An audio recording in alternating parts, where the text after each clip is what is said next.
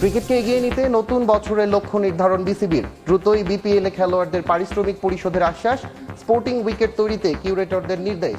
শুধুমাত্র দেখবে আর ফ্র্যাঞ্চাইজি তাদের কোনো সম্পর্ক নেই, তারা কিন্তু আমাদের পার্টনার, মানে they are also spending money to improve Bangladesh cricket. নতুন বছরে ব্যস্ত সূচিতে ঠাসা দেশের ক্রিকেট, গঠনতন্ত্র সংশোধন সহ বোর্ডের চ্যালেঞ্জ পরিচালকদের আস্থা ফেরানো, ঘরোয়া ক্রিকেটের মান বাড়ানোর তাগিদ। বছরের প্রথম দিন সুখবর দেশের ফুটবলে, 25 বছরের জন্য এম এ আজিজ স্টেডিয়াম বরাদ্দ পেল বাফুফে। খেলোয়াড় নির্বাচনে পারফরমেন্সে গুরুত্ব দেওয়ার প্রত্যয় সভাপতির। লিগ চলমান থাকবে, এই চলমান প্রক্রিয়াতে যে প্লেয়ার পারফর্ম করতে পারবে সেই প্লেয়ারই নেক্সট ম্যাচে জাতীয় দলে ডাক পাবে। আর আমাদের ন্যাশনাল টিম কোচকেও অ্যালাউ করবে যে অনেকগুলা প্লেয়ারকে বিভিন্ন ম্যাচের মাধ্যমে বিবেচনা করে। বর্ণিল আয়োজনে ক্রীড়াঙ্গনে নতুন বছর উদযাপন, মেসি সুয়ারেজদের নিয়ে ভিন্ন আয়োজন ইন্টার মায়ামির। বিপিএলের আগের আসরগুলোতে উইকেট নিয়ে সমালোচনা হয়েছে বিস্তর। লো স্কোরিং ম্যাচে ক্রিকেটাররাও ক্ষোভ ছেড়েছেন। 2 দিনে এখন পর্যন্ত 4 ম্যাচ দেখেছে মিরপুর। রান পাচ্ছেন ব্যাটাররা, বোলাররাও তৈরি করছেন দারুণ সুযোগ। তবে কেন এমনটা হয়েছে আগে? তাহলে কি নির্দেশনায় ভুল ছিল, নাকি ইচ্ছে করেই এমনটা করা হয়েছে? তবে বর্তমান বোর্ড চায় হাই স্কোরিং ম্যাচ দেখতে। এক জায়গা থেকে 3-4 রকম ডিরেকশন যায়, তাই কিন্তু difficult for curator also.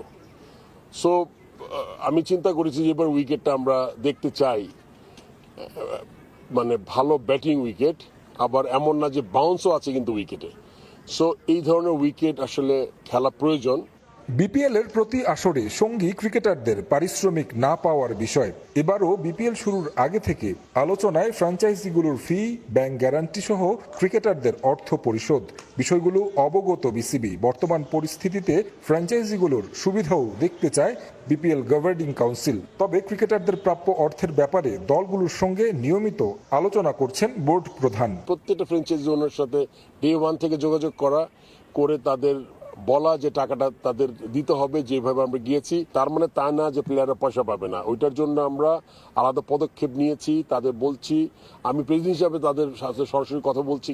Challenging 2024 পেরিয়ে 25-এ পা দিয়েছে। 5 মাসে বোর্ড সভাপতি মুখোমুখি হয়েছেন অনেক কিছুর। তবে নতুন বছরে লক্ষ্য পরিকল্পনাগুলো বাস্তবায়নের। আমাদের তো আপনি যদি স্ট্যাটিস্টিক্স শুধু দেখেন তাহলে ইট ওয়াজ এ মিক্সচার এক্সপেকটেশন। ওই আমার যেই পরিকল্পনা মাথায় আছে ওগুলো সবগুলাই যাতে দেখতে পারি আমার যে কয়দিন এই টেনিয়রে আছে। নতুন বছরে নারী ক্রিকেট বেশি প্রাধান্য পাবে বিসিবির কাছে। বাড়ানো হয়েছে পারিশ্রমিক, লঙ্গার ভার্সনে খেলার জন্য দেয়া হচ্ছে গুরুত্ব। তারেক হাসান শিল্পী। পুরনোকে পেছনে ফেলে সামনে এগিয়ে যাওয়ার উদ্যম নিয়ে নতুন বছর শুরুর লক্ষ্য সবার, আর সে ছোঁয়া লেগেছে ক্রীড়াঙ্গনেও। নিউ ইয়ারকে বরণ করে নিয়েছেন বিশ্বব্যাপী নানা ডিসিপ্লিনের ক্রীড়াবিদরা। নতুনের জয়গানে 2025 বরণে অ্যাথলিটদের নিউ ইয়ারের শুভেচ্ছায় রঙিন সামাজিক যোগাযোগ মাধ্যম। 2024 সালে কত উত্থান পতনের সম্মুখীন হতে হয়েছে সাবেক টাইগার অধিনায়ক তামিম ইকবাল খানকে। তবে নতুন বছরে পেছনে ফিরে তাকানো নয়, এবার 2025কে বরণ করে নিতে বেশ উদ্যমী খান সাহেব। সামাজিক যোগাযোগ মাধ্যমে নিজের ভেরিফাইড ফেসবুক পেজে ভক্তদের নতুন বছরের শুভেচ্ছা জানিয়েছেন তামিম। এদিকে ভক্তদের নতুন বছরের শুভেচ্ছা জানিয়েছেন লিটন কুমার দাসও। কৃতজ্ঞতা নিয়ে ফিরে তাকাই, আশা নিয়ে এগিয়ে যাই, নতুনের পথে এগিয়ে যেতে এই বার্তা নিজের ফেসবুক পেজে পোস্ট করেছেন এলকেডি। নতুন বছর বরণ করে নিতে উদ্যমী নারী ফুটবলাররা। অনেক আক্ষেপের গল্প থাকলেও সেগুলোকে পেছনে ফেলে সামনে এগিয়ে যেতে চান তারা। সামাজিক যোগাযোগ মাধ্যমে পোস্ট করে শুভেচ্ছা জানিয়েছেন সাফজুই মাসুরা পারভিন, ঋতুপর্ণা চাকমা, কৃষ্ণা রানী সরকার, নীলুফার ইয়াসমিন নীলারা।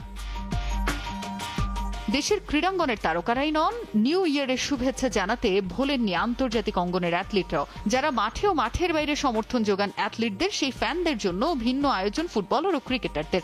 সামাজিক যোগাযোগ মাধ্যমে নতুন বছরের শুভেচ্ছা জানিয়ে ভক্তদের আরও কাছে পৌঁছানোর চেষ্টা করেছেন ভারতীয় অধিনায়ক রোহিত শর্মা। শুভেচ্ছা জানিয়েছেন রিয়াল মাদ্রিদের ব্রাজিলিয়ান তারকা রদ্রিগো। ইউরোপের ফুটবলে যেন নিউ ইয়ারের ছোঁয়া লেগেছে একটু বেশি। শুধু ফুটবলাররাই নন, নতুন বছরের শুভেচ্ছা জানিয়েছে ক্লাবগুলো। Manchester United, City, Chelsea, Liverpool ভক্তদের উদ্দেশ্যে হ্যাপি নিউ ইয়ার উইশ করেছে। সামাজিক যোগাযোগ মাধ্যমে ফুটবলারদের বছরের শেষ অনুশীলন আর নতুনের শুভেচ্ছা জানিয়ে একটি ভিডিও পোস্ট করেছে বার্সেলোনা। সামাজিক যোগাযোগ মাধ্যমে শুভেচ্ছা বার্তা দিয়েছে স্প্যানিশ ক্লাব রিয়াল মাদ্রিদও।